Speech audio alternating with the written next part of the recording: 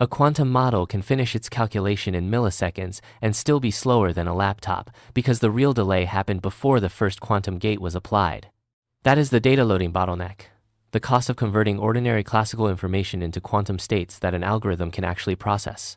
It goes unseen. The headline sounds irresistible. An n-qubit register has 2 to the power of n amplitudes. So, in principle, a vector containing 1,048,576 numbers can be represented by only 20 qubits. But representation is not preparation. 20 qubits may have enough mathematical capacity to hold the vector, while constructing the correct amplitudes can still require work proportional to the million original values. To understand the problem, separate a quantum machine learning pipeline into 5 costs: classical preprocessing, quantum state preparation, model execution, measurement, and classical optimization. The honest runtime is the sum of all 5. Reporting only the depth of the quantum model is like measuring an aircraft's flight time while ignoring the hours spent loading its cargo. Basis encoding maps classical bits directly onto computational basis states. It is straightforward, but continuous variables must be discretized, and qubit requirements can grow with the number of encoded bits. Angle encoding maps features into rotation gates. A feature xj may control an Rx, Ry, or Rz angle. It is attractive for near-term hardware because it uses ordinary gates and does not demand a perfect amplitude loader. But independent features still need d-data-dependent operations, extra qubits, repeated layers, or some combination of them. The dimensional cost has changed form, it has not disappeared. Amplitude encoding is where the strongest compression claim appears. A normalized n-dimensional vector x is represented as the state. Ket x equals the sum from I equals 0 to n-1 of xi times ket I. Only log base 2 of n qubits are required. Yet, an arbitrary n-qubit state contains exponentially many independent amplitudes. Generic exact state preparation, therefore, needs a number of gates that grows exponentially with n, or roughly linearly with n, unless the data have exploitable structure, specialized access, additional hardware, approximation, or favorable assumptions. That is the first rule of serious quantum machine learning. Never confuse qubit count with input cost. Now add training. A data point is rarely loaded once.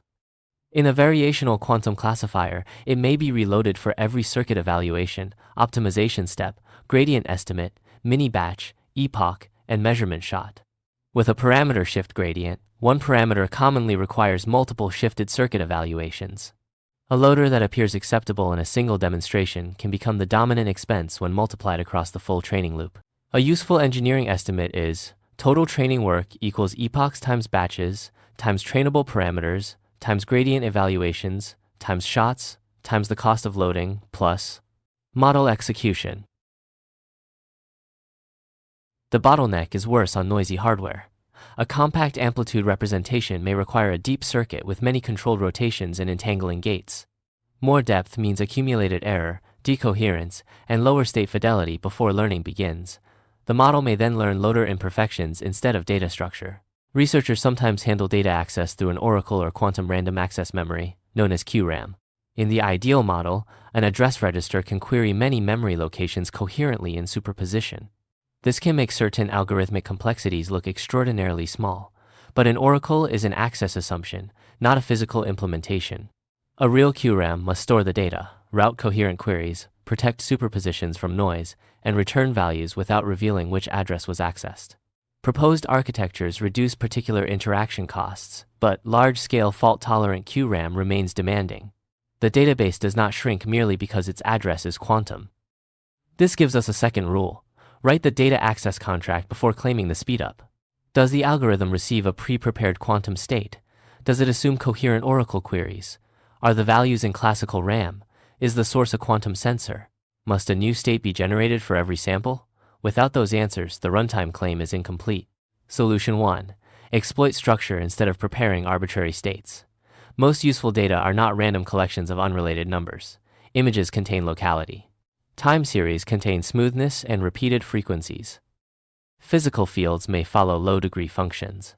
Scientific matrices may be sparse or low rank. Probability distributions may belong to known families.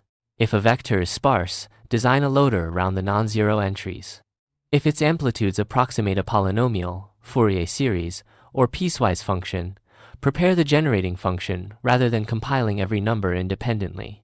If correlations are limited, use matrix product state or tree tensor network approximations.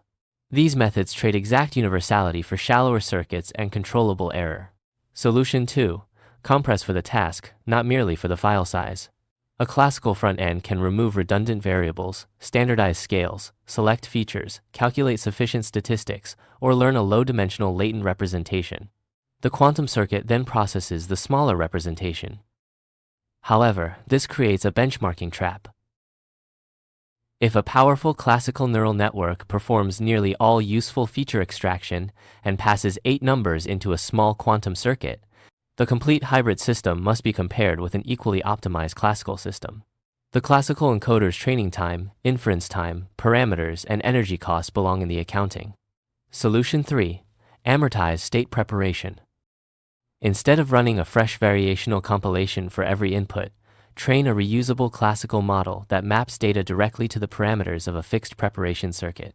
The expensive optimization is performed across a dataset, and a new sample is encoded through one inference pass.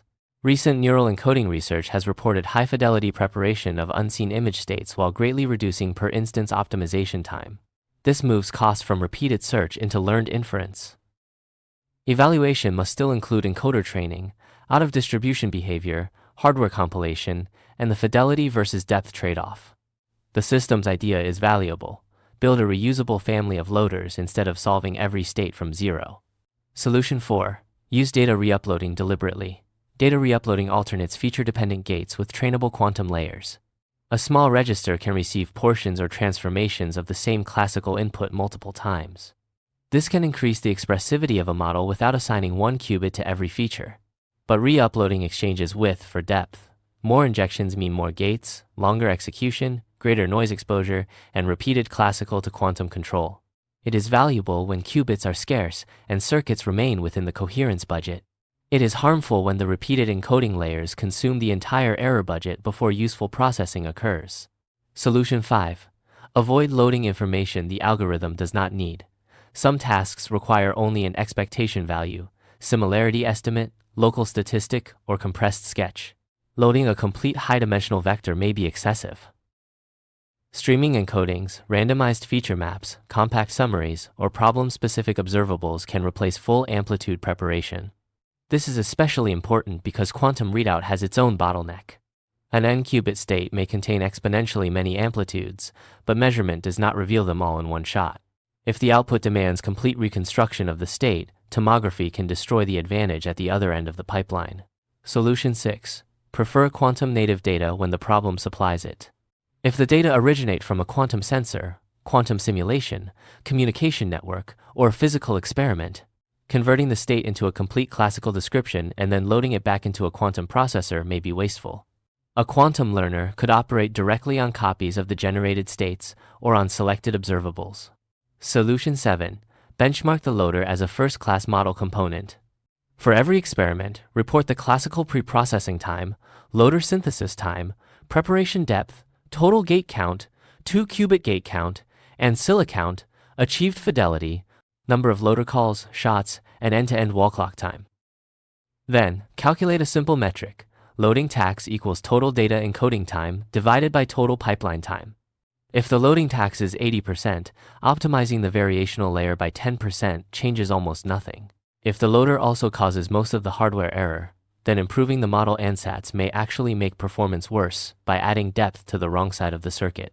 A stronger benchmark should compare the full quantum pipeline, the hybrid pipeline, a classical model using the same compressed features, and a strong baseline using the original data.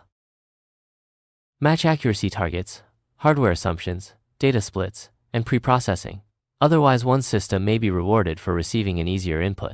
There is one more complication: dequantization. Several quantum machine learning speedups rely on strong input models, such as efficient amplitude access, norm sampling, or coherent matrix queries. Researchers have shown that when classical algorithms receive comparable sampling and query access, Some quantum linear algebra and learning advantages can be matched or substantially reduced by quantum-inspired classical methods. Here is a practical 7-step workflow for an engineering team. First, define the source: classical database, real-time stream, compressed representation, or native quantum state. Second, establish the required output. Do not prepare information that will never influence the measured result. Third, test multiple encodings basis, angle, amplitude, re-uploading, and structure-aware methods under the same accuracy target. Fourth, profile the loader separately: record synthesis time, circuit depth, hardware fidelity, and how often it runs. Fifth, search for sparsity, smoothness, symmetry, low rank, locality, and low entanglement before choosing a generic loader. Sixth, include pre-processing, training, communication, queuing, error mitigation, and measurement in the wall clock result. Seventh, perform a speedup audit. Remove every ideal oracle, price every memory assumption, and test whether an optimized classical method can exploit the same structure. The decisive question is whether useful information can enter the quantum processor, survive the hardware, influence the model, and produce a measurable answer before the classical alternative finishes. Quantum advantage does not begin after the data are loaded. It must survive the loading. The teams that solve this problem will not treat encoding as a minor preface to the real algorithm. They will co-design the data source, compression method, state preparation circuit, learning architecture, hardware topology, error budget, and measurement strategy as one system. Because the most dangerous bottleneck in quantum machine learning is not a slow quantum calculation, it is a fast quantum calculation waiting for its data.